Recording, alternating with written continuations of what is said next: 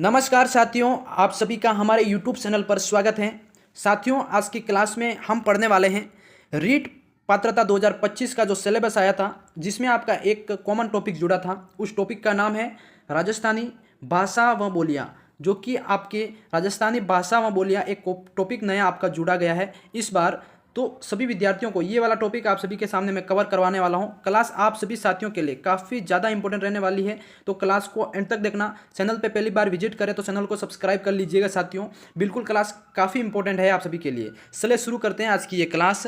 आपके सामने क्लास है साथियों, देखो राजस्थानी भाषा एवं बोलियाँ, जो कि आपके यहाँ से शुरू करते हैं अपन। ठीक है, राजस्थान में बोली जाने वाली भाषा राजस्थानी है। राजस्थान के अंदर बोली जाने वाली भाषा कौन सी है? राजस्थानी है। और राजस्थान की जो मायड़ भाषा जो राजस्थानी है, मायड़ भाषा यानी कि मातृभाषा जो कि राजस्थानी है। मायड़ भाषा दिवस आपका मनाया जाता है 21 फरवरी को। ठीक है, जो इंपॉर्टेंट है साथियों वहीं आपको कवर करवाने वाला हूँ, नोट करते रहना। 21 फरवरी को मायड़ भाषा दिवस आपका मनाया जाता है। ठीक है, हाँ, अब आगे पढ़ते हैं साथियों। ये आपका कलाम एकेडमी द्वारा जारी जो मॉडल पेपर है, टोटली नोट्स बनाया गया है, वो उस हिसाब से पढ़ा रहा हूँ। तो आपका यहाँ पे हाँ, ये अनुच्छेद 345 यानी कि अनुच्छेद में राज्यों की जो राजकीय भाषा है, जो उसका प्रावधान है, वो राजस्थान की राजकीय भाषा हिंदी है। क्या है? राजस्थान की जो राजकीय भाषा हिंदी है, नोट कर लेना। राजस्थानी भाषा को 8वीं अनुसूची में नहीं 8वीं अनुसूची में नहीं जोड़ने के कारण यह अभी ये देखो गैर संवैधानिक भाषा है, गैर संवैधानिक भाषा है, क्योंकि इसको 8वीं अनुसूची के अंदर आपके सम्मिलित नहीं किया गया है, इसलिए गैर संवैधानिक भाषा है, नोट कर लेना। अब अगला है साथियों, राजस्थानी जो भाषा है उसकी उत्पत्ति कब हुई? राजस्थानी जो भाषा है प्यारे साथियों, उसकी उत्पत्ति कब हुई? तो उत्पत्ति काल इसका माना जाता है 1150 ईस्वी से, यानी कि 11वीं शताब्दी से लगाकर 12वीं शताब्दी तक इसका जो उत्पत्ति काल माना जाता है। ठीक है, ये नोट कर लेना। ये आपके पहले एक एग्जाम में पूछा भी गया है, ये वाला प्रश्न है कि उत्पत्ति काल कब है? 11वीं शताब्दी, 1150 ईस्वी से 12वीं शताब्दी के बीच राजस्थानी भाषा का उत्पत्ति काल माना जाता है। ठीक है, अब अगला है भाई, इसमें राजस्थानी भाषा का स्वर्ण काल क्या है? गोल्डन ईयर्स आपका पूछा है, तो स्वर्ण काल कौन सा है? 1650 से 1850 का। कौन सा? 1650 से लगा के 1850 तक का जो आपका, यानी कि 1700 से 19 शताब्दी, ये आपका राजस्थानी भाषा का क्या हो जाएगा? स्वर्ण काल है। ठीक है, नोट कर लेना, इंपॉर्टेंट है, ये काफ़ी इंपॉर्टेंट है और इस बार एग्जाम के अंदर 100% पूछा जाने वाला है। ठीक है, अब बढ़ते हैं भाई, इसका अगला टॉपिक है राजस्थानी भाषा की जो हाँ, देखो राजस्थानी भाषा की उत्पत्ति के संबंध में प्रमुख मत है। जो उत्पत्ति हुई है उसके आधार पर जो प्रमुख जो विद्वान हैं उनके मत है, तो उनके मत के हिसाब से भी आपको प्रश्न पूछे जाते हैं। अगला मत है आपका पहला साथियों, हाँ, शौर सैनी अपभ्रंश, जो कि आपका LP टेक्स्ट स्टोरी, ये है आपका LP टेक्स्ट स्टोरी। अगला है गुर्जरी अपभ्रंश, जो कि मारू गुज्जर अपभ्रंश है, जो कि मोतीलाल मेनारिया के मुंशी के द्वारा ये मत दिया गया था। ठीक है, तो ये नोट करते रहना जितने भी मैं पढ़ा रहा हूँ। अगला है आपका नागर अपभ्रंश, जो कि जॉर्ज ग्रियर्सन, क्या हो जाएगा? जॉर्ज ग्रियर्सन के द्वारा ये दिया गया था। अगला है भाई आपका सौराष्ट्री, जो कि ये भी इंपॉर्टेंट है, हाँ, सौराष्ट्री सुनीति कुमार चटर्जी, नोट कर लेना। जो आगे सौराष्ट्री का जो मत दिया था सुनीति कुमार चटर्जी, इंपॉर्टेंट है एग्जाम की दृष्टि से। अब भाई यहाँ पे ध्यान से पढ़िएगा, ये है आपका वंश वृक्ष, क्या हो जाएगा? वंश वृक्ष, जो कि आपका हाँ भारोपीय भाषा, यानी कि आपका जिसको बोलते हैं आर्य भाषा। ठीक है, अब ये वैदिक भाषा आपके किस चीज़ को लेके काम करती है देखना।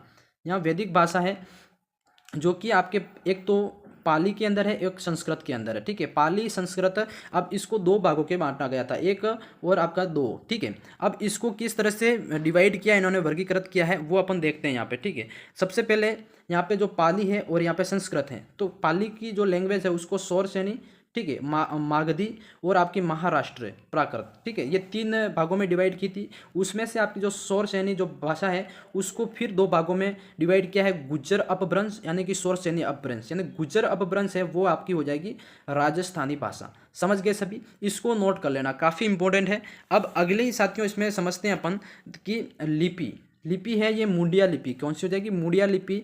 जो भी नोट्स में पढ़ा रहा हूँ इंपॉर्टेंट है, नोट करते रहना।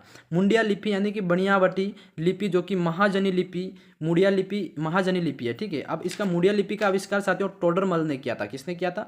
मुंडिया लिपि का आविष्कार टोडरमल ने किया था, नोट कर लेना, काफ़ी इंपॉर्टेंट है। मुंडिया लिपि की उत्पत्ति देवनागरी से ही मानी जाती है, देवनागरी की जो लिपि है आपकी उससे मानी जाती है, तो ये इंपॉर्टेंट है, आपके इस बार एग्जाम के अंदर पूछा जाएगा। हाँ बिल्कुल साथियों, देवनागरी लिपि से। अगला टॉपिक है आपका यहाँ पे अब ये पढ़ सकते हो राजस्थानी भाषा क्या हो जाएगा यहाँ पे देखो, राजस्थानी भाषा भाषा एवं बोलियाँ, इसको समझना है अपन को। बिल्कुल प्यारे साथियों, राजस्थानी भाषा एवं बोलियाँ साहित्य, ठीक है।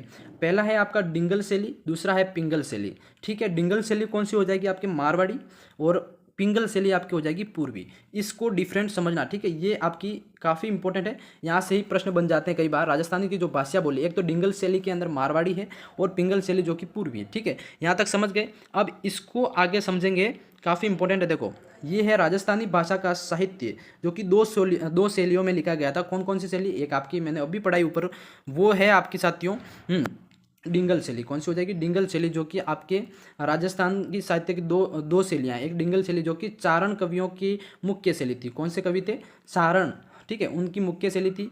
यह वीर रस की शैली थी। कौन सी, वीर रस, जिसमें वीरता को प्रदर्शित किया जा गया था, तो यानी कि वीर रस की शैली थी। नोट कर लेना, इंपॉर्टेंट है, ठीक है। और ये भी इंपॉर्टेंट है, डिंगल शैली पर मारवाड़ी बोली का संवैधानिक प्रभाव पड़ा। किसका, डिंगल शैली पर मारवाड़ी बोली का सर्वाधिक, संवैधानिक नहीं है, सर्वाधिक प्रभाव पड़ा। तो ये यहाँ तक समझ में आ गया सभी को, काफ़ी इंपॉर्टेंट है। अब अगला बढ़ते हैं साथियों, इसके बारे में क्या और बताया है। देखो डिंगल शैली का साहित्य गीतों के रूप में लिखा जाता था, मतलब डिंगल शैली में जो साहित्य था उसका गीतों के रूप में लिखा जाता था, ये नोट करना, ठीक है। डिंगल शब्द का सर्वप्रथम प्रयोग बांकीदास आंसिया ने कु कवि बत्तीसी में किया गया था। किसमें, कु कवि बत्तीसी के अंदर इन्होंने, किसने करा था, ये आपका करने वाले थे बांकीदास आंसिया, जो कि इन्होंने सर्वप्रथम डिंगल शब्द का सर्वप्रथम प्रयोग किया था। अब प्रश्न आपको पूछा जाता है रीट पात्रता के अंदर कि भाई के डिंगल शब्द का सर्वप्रथम प्रयोग किसने किया था, तो आपका हो जाएगा बांकीदास आंसिया। इन्होंने कहाँ किया था, कु कवि बत्तीसी के अंदर, ठीक है, ये नोट कर लेना। अगला है आपका डिंगल के प्रथम कवि कौन थे, डिंगल के प्रथम कवि थे साथियों, इंपॉर्टेंट है आपका, ये थे बहादुर डाडी। कौन से हो जाएंगे, बहादुर डाडी, जो कि डिंगल के प्रथम कवि थे। मोस्ट इंपॉर्टेंट है, ध्यान रखिएगा इसको। जो भी चैनल पे जुड़ रहे हैं, चैनल को सब्सक्राइब करते रहना, काफ़ी इंपॉर्टेंट है साथियों। अपन ने पहले थे पढ़ी थी डिंगल शैली, अब आती है आपकी पिंगल शैली। कौन सी हो जाएगी, पिंगल शैली साथियों। इसमें क्या डिफरेंट है, देखो डिंगल से पिंगल में क्या डिफरेंट है ये समझना आपको। तो प्यारे साथियों देखो, ये है भाट साहित्यकारों की प्रमुख शैली थी, ठीक है। ये भाट साहित्यकारों की प्रमुख शैली थी, और इसका वो चारण की थी। चारण जो साहित्यकार थे जाति के, उनकी मुख्य शैली थी, और ये भाट थे। इसका सर्वाधिक प्रचलन पूर्वी राजस्थान में रहा है, ठीक है। पूर्वी राजस्थान के अंदर पिंगल शैली का सबसे ज़्यादा मतलब प्रचलन रहा है, तो ये आपको समझना है, ठीक है।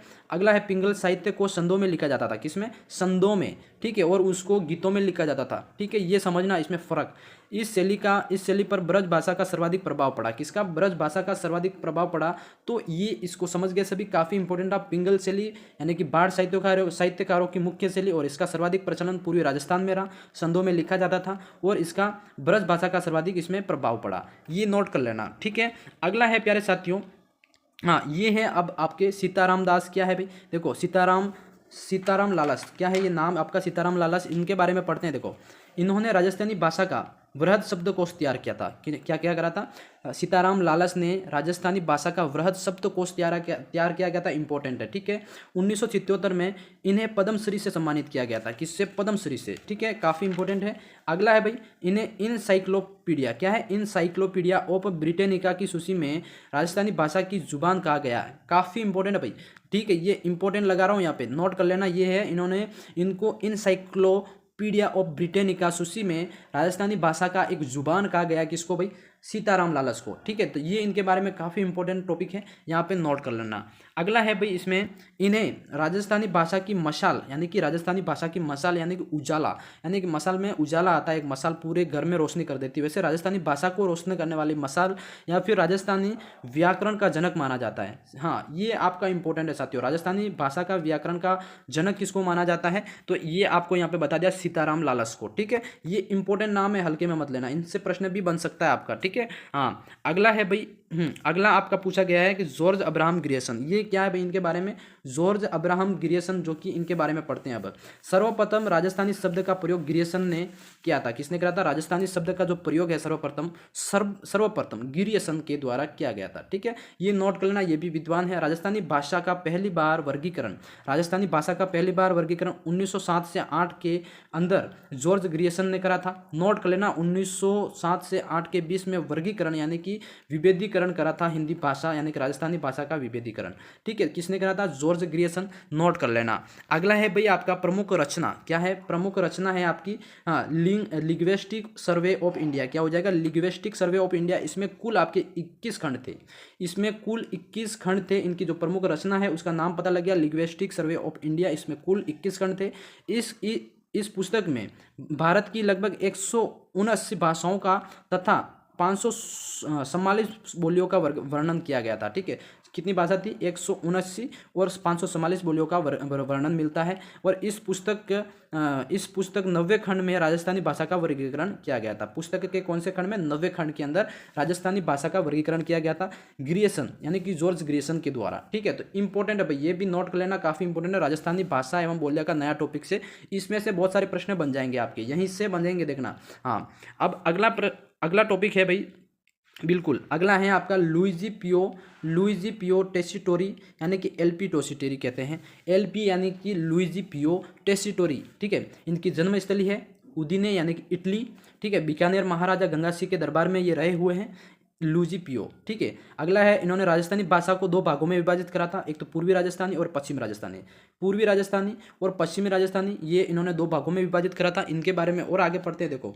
हाँ, इन्होंने पृथ्वीराज राठौड़ के जो वेली किशन रुक्मणी जो ग्रंथ है, बिट्ठू सुजा के जो राव जेती रोसंद है तथा और संत शरणदास जी के ना सकेत ग्रंथ का संपादन किया था, ठीक है। कौन कौन से ग्रंथ का संपादन किया था? वेली किशन रुक्मणीरा ग्रंथ, बिट्टू सुजा, राव जेतसी और आपका संत शरणदास जी और ना सकेत ग्रंथ का संपादन इनके ही द्वारा किया गया था, ठीक है। किनके द्वारा? हाँ, ये आपका ऊपर जो नाम बताया मैंने, हाँ, ये लुइजी पियो के द्वारा यानी कि एलपी, हाँ, ये इनके द्वारा, ठीक है। अगला है भाई इसमें कि कालीबंगा सभ्यता की सर्वप्रथम जानकारी टेसिटोरी ने ही दी थी। कालीबंगा जो सभ्यता है उसकी सर्वप्रथम जो इन्फॉर्मेशन है वो एलपी टेसिटोरी के द्वारा दी गई थी। टेसिटोरी की जो सत्री है बीकानेर के महाराणा गंगा सिंह ने निर्माण करवाया था। महाराणा गंगा सिंह के द्वारा बीकानेर के जिन्होंने टेसिटोरी की सत्री का निर्माण करवाया था। ये भी आपको इंपॉर्टेंट है, इससे भी प्रश्न आपका बन सकता है, ठीक है। अब बढ़ते हैं भाई, अगला है राजस्थान की प्रमुख बोलियाँ। क्या है? राजस्थान की प्रमुख बोलियाँ कौन सी है वो बोलियाँ पढ़ेंगे। हाँ, 1961 की जनगणना के अनुसार राजस्थानी भाषा की कुल 73 बोलियाँ हैं। कितनी? 73 बोलियाँ हैं यानी कि 73 बोलियाँ, ठीक है। प्रमुख कहावत है यानी कि प्रमुख एक कहावत प्रचलित है 73 बोलियों के बारे में 1961 की जनगणना के अनुसार। तो 5 कोस में पानी बदले, क्या है? 5 कोस में पानी बदले 7 कोस में वाणी। तो ये एक कहावत है कि भाई 5 कोस चलने पर आपको पानी बदल जाता है, पानी की जो लेवल है वो बदल जाता है, तो 7 कोस चलने पर वाणी बदल जाती है। तो एक प्रमुख प्रसिद्ध कहावत है, इसको याद रखना है आपको, ठीक है। अगला है भाई, देखो अब कौन कौन सी भाषा है वो पढ़नी है। राजस्थान की प्रमुख बोलियाँ, उस बोलियों को अपन यहाँ पे प्रॉपर पढ़ेंगे। अपना फर्स्ट नंबर पे आती है आपकी मारवाड़ी बोली। कौन सी होती है? मारवाड़ी बोली। हाँ, ये मारवाड़ी बोली है आपकी, जो कि इसके बारे में अपन को विस्तृत रूप से पढ़ना है कि राजस्थानी भाषा की मानक बोली मारवाड़ी भाषा को कहा जाता है, ठीक है। नोट कर लेना। राजस्थानी साहित्य की प्रधान एवं मुख्य बोली भी कहा जाता है इसको। मारवाड़ का प्राचीनतम मरुभाषा, मारवाड़ का प्राचीनतम नाम है मरुभाषा, ठीक है, मारवाड़ी भाषा का, ठीक है। और राजस्थान में बोली जाने वाली सबसे प्राचीनतम भाषा है आपकी मरुभाषा। कौन सी हो जाएगी? मरुभाषा, जो कि सबसे प्राचीनतम भाषा है। नोट कर लेना, मारवाड़ी बोली इंपॉर्टेंट आपका। अगला इसके बारे में जानेंगे साथियों, वो है मरुभाषा शब्द का सर्वप्रथम उल्लेख आपका उद्योतन सूरी। कौन है? उद्योतन सूरी, जो कि आपके काफ़ी प्रसिद्ध उनके जो ग्रंथ है कुवलय माला। कौन सा है? कुवलय माला ग्रंथ में मिलता है मरुभाषा का, ठीक है। तो ये इंपॉर्टेंट है, इसको नोट कर लेना। मरुभाषा का सर्वप्रथम उल्लेख कहाँ मिलता है? तो कुवलय माला ग्रंथ के अंदर, उद्योतन सूरी के ग्रंथ के अंदर, ठीक है। अगला है भाई, सर्वप्रथम मारवाड़ी शब्द का उल्लेख जो कि आपका कुशल लाभ के पिंगल शिरोमणि ग्रंथ में मिलता है। किसमें मिलता है? मारवाड़ी शब्द का सर्वप्रथम उल्लेख मिलता है वो आपका कुशल लाभ के पिंगल शिरोमणि ग्रंथ में मिलता है। तो यहाँ पे आप सभी को इंपॉर्टेंट समझ में आ गया। हाँ, तो ये आपका यहाँ पे मारवाड़ी भाषा का जो आपका कवर होता है, कौन सी? मारवाड़ी बोली का, ठीक है। अब पढ़ते हैं, अगला है साथियों इसके, हाँ, इसी के अंदर है अबुल फजल ने आईने अकबरी यानी कि अकबरनामा ग्रंथ में मारवाड़ी शब्द का प्रयोग हुआ है। किसका? मारवाड़ी शब्द का प्रयोग हुआ है। और राजस्थान के संवैधानिक भौगोलिक भूभाग पर मारवाड़ी बोली जाती है। किसके? सर्वाधिक भौगोलिक भूभाग पर जो मारवाड़ी बोली वो बोली जाती है। ये आपको नोट करते रहना है। अगला है भाई, हाँ, मारवाड़ी बोली के क्षेत्र कौन कौन से? जोधपुर के अंदर बोली जाती है, बीकानेर के अंदर, नागौर, जालोर, पाली, सिरोही, बाड़मेर और जैसलमेर। ये जितने भी जिले मैंने यहाँ से यहाँ बताए हैं ये नोट कर लेना, जहाँ पे आपकी मारवाड़ी बोली बोली जाती है, ठीक है। हाँ, अब जोधपुर के आसपास शुद्ध मारवाड़ी बोली जाती है। जोधपुर का जो एरिया है उसके आसपास शुद्ध मारवाड़ी यानी कि शुद्ध मारवाड़ी भी है, और हल्की मारवाड़ी यानी कि अशुद्ध, यानी कि मारवाड़ी व्याकरण यानी कि रामकरण आसोपा द्वारा लिखी गई थी। जो मारवाड़ी जो व्याकरण है साथियों, हर एक बोली का अलग अलग व्याकरण होता है। उस व्याकरण यानी ग्रामर का जो मारवाड़ी व्याकरण का जो किसके द्वारा लिखी गई थी? रामकरण आसोपा। ये इंपॉर्टेंट है, रामकरण आसोपा इंपॉर्टेंट है, जो कि मारवाड़ी बोली से संबंधित पूछा जाएगा आपको। अगला है भाई देखो, कवि कल्लोज। कवि कल्लोज ढोला मारूरा दुहा, इनकी एक रचना है। कृपाराम खिड़िया जो कि राजियारा सोरठा, ये इनके द्वारा लिखा गया, तथा मीराबाई की रचनाओं में मारवाड़ी बोली का प्रयोग हुआ है, ठीक है। तो ये जितने भी कवि बताए मैंने, इनका नाम याद रखना, कवि कल्लोज, कृपाराम और मीराबाई, ठीक है। इनकी जो प्रमुख रचनाएं हैं जिसमें मारवाड़ी भाषा मारवाड़ी बोली का यूज हुआ है। अगला है आपका मुहूर्त नैन सिंह तथा आपके पृथ्वीराज राठौड़ के जो साहित्य की मुख्य बोली वो भी मारवाड़ी ही है।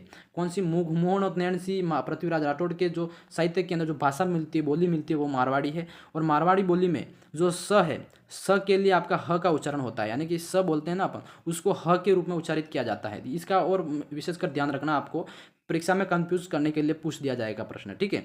यहाँ तक आपका मारवाड़ी बोली का ये है। अब अगला देखो, ये इंपॉर्टेंट है आपके कि जो ग्रियर्सन जो जॉर्ज ग्रियर्सन थे, उन्होंने मारवाड़ी बोली को ही राजस्थानी का जो मारवाड़ी बोली बोली जाती है उसको ही राजस्थानी भाषा कहा है इन्होंने, ठीक है, राजस्थानी बोली कहा है। अब इनके अनुसार जो इन्होंने बताया था मारवाड़ी की जो उपबोलियाँ हैं मारवाड़ की, वो उसमें से आपको बताना है कि भाई बागड़ी बोली एक तो सबसे बड़ी बात है आपकी बागड़ी बोली, ठीक है, जो कि गंगानगर, बागड़ी नहीं है सोचो, बागड़ी है ये, है ना, बागड़ी जो कि गंगानगर हनुमानगढ़ के अंदर बोली जाती है। हाँ, लोहांद बोली जो कि गंगानगर के अंदर बोली जाती है सिर्फ।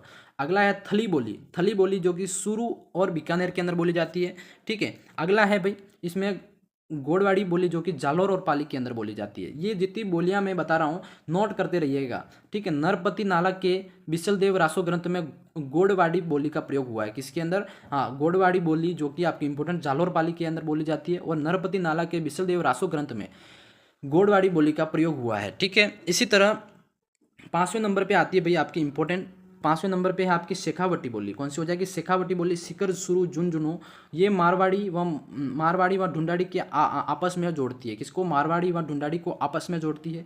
और कुबड़ी बोली जो कि आपके नागौर के पर्वत सर पुष्कर में बोली जाती है, ये समझना है आपको। और देवड़ावाड़ी बोली जो कि सिरोही के अंदर है, सिरोही के अंदर बोली जाती है। जितनी भी बोलियाँ बता रहा हूँ भाई ये इंपॉर्टेंट है, इसको नोट करते रहना।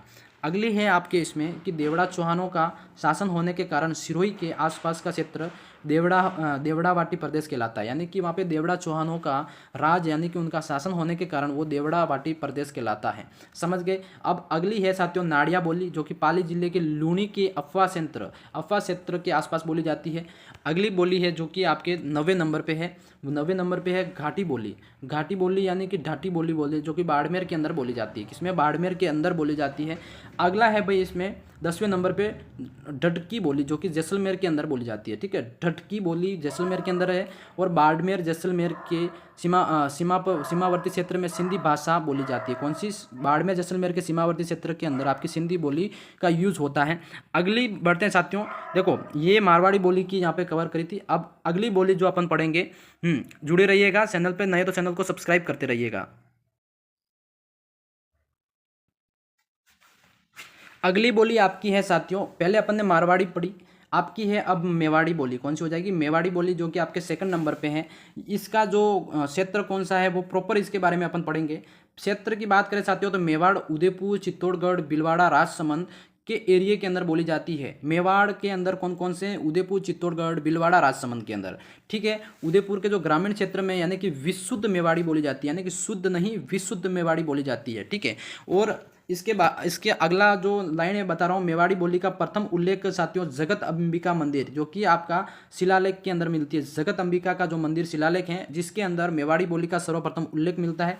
इंपॉर्टेंट लगा दो, ये यहाँ से मिलता है। अगर प्रश्न आपको पूछा जाता है भाई कि मेवाड़ी बोली का प्रथम उल्लेख कहाँ से मिलता है, तो जगत अंबिका मंदिर याद रखिएगा। अगला अगला पॉइंट है आपका साथियों कि महाराणा कुंभा की रचनाओं में मेवाड़ के प्रसिद्ध संत सतुर सिंह बाबूजी के साहित्य में मेवाड़ी बोली का प्रयोग हुआ है। यानी कि महाराणा कुंभा की जो रचना जिसके अंदर मेवाड़ के प्रसिद्ध संत हुए हैं सतुर सिंह बाबूजी के साहित्य में मेवाड़ी बोली का प्रयोग हुआ है, ये आपको ध्यान रखना है। अगली बात करें भाई, इसमें कुंभलगढ़ प्रशस्ति में मेवाड़ बोली का प्रयोग हुआ है। किसमें? कुंभलगढ़ प्रशस्ति के अंदर। ठीक है, मेवाड़ बोली में महू नी ओ शब्द, ये देखो याद रखना, महू नी ओ, ये 3 शब्द है। यानी कि महू नी ओ शब्द का अत्यधिक प्रयोग हुआ है मेवाड़ी बोली के अंदर। इसकी उपबोलियों की बात करें भाई तो धावड़ी बोली जो कि उदयपुर के अंदर बोली जाती है और खेराड़ी बोली जो कि भीलवाड़ा के अंदर बोली जाती है। यानी कि 2 बोलियां हैं उपबोलियां मेवाड़ी भाषा की। मेवाड़ी बोलियों की 2 उपबोलियां हैं, धावड़ी बोली उदयपुर के अंदर, खेराड़ी बोली भीलवाड़ा के अंदर। नोट यहाँ पे विशेषकर ध्यान देने की बात है कि खेराड़ी बोली मारवाड़, डुंडाड़ी और हाड़ौती का मिश्रण है। किसका है? मारवाड़ी और हाड़ौती का जो बोली है वहाँ का मिश्रण है खेराड़ी बोली। ठीक है, तो ये नोट करना, परीक्षा में पूछा जाए तो कंफ्यूज नहीं होना है। अब आगे की बात करते हैं साथियों, इसमें ढूंढाड़ी बोली। ढूंढाड़ी बोली भाई ये कहाँ के कहाँ बोली जाती है? ठीक है, इसके बारे में इंपॉर्टेंट है, ये नोट करते रहना। बिल्कुल भाई, प्राचीन नाम है इसका जेपरी बोली। कौन सी? जेपरी बोली, यानी कि जाड़ाशाही बोली। नोट करना, जेपरी बोली और जाड़ाशाही बोली ढूंढाड़ी बोली का प्राचीन नाम है। इसका क्षेत्र की बात करें तो ये ढूंढाड़ जयपुर के अंदर, दौसा के अंदर और टोंक जिले के अंदर बोली जाती है ढूंढाड़ी बोली। विशेषकर नोट करते रहना। और ढूंढाड़ी का सर्वप्रथम लिखित उल्लेख मिलता है 8 देश गुजरी। कौन सी? 8 देश गुजरी नामक ग्रंथ में मिलता है। ये ग्रंथ का नाम नोट कर लेना, इंपॉर्टेंट। और क्षेत्र याद करना लेना और प्राचीन नाम याद कर लेना, काफी इंपॉर्टेंट है। अब इसमें अगला पॉइंट है साथियों, ढूंढाड़ी बोली यानी कि शे, जो सम्मस वाला से है शब्द का सर्वाधिक प्रयोग हुआ है इसमें। ठीक है, सम्मस वाला से जो कि आपका राजस्थानी भाषा के सर्वाधिक रस्ता ढूंढाड़ी बोली है। ठीक है, और वस्ता ढूंढाड़ी बोली है और जनसंख्या की दृष्टि से ढूंढाड़ी बोली सबसे बड़ी बोली है। कैसे? जनसंख्या की दृष्टि से सबसे बड़ी बोली है, वो आपका याद रखना है।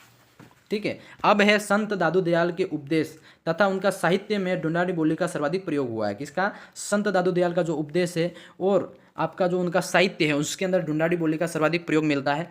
अगला भी इसको नोट, यहाँ पे संत दादू दयाल का साहित्य जो सद्दुकड़ी भाषा का यूज हुआ है। किसमें? सद्दुकड़ी भाषा, साधुओं की भाषा। यानी कि ढूंढाड़ी बोली का साहित्य पिंगल शैली में लिखा गया था। किसमें? ढूंढाड़ी भाषा का जो साहित्य है वो पिंगल शैली के अंदर लिखा गया था। तो ये चीज़ का भी आपको नोट रखना है। अब बात करते हैं भाई उपबोलियाँ, इसकी जो कौन कौन सी है। उपबोलियों की बात करें भाई इसमें तो हाँ बिल्कुल, उपबोलियाँ हैं वो है आपकी, देखो जयपुर की जो उपबोलियाँ, टोटल जयपुर की बात करते हैं यहाँ पे।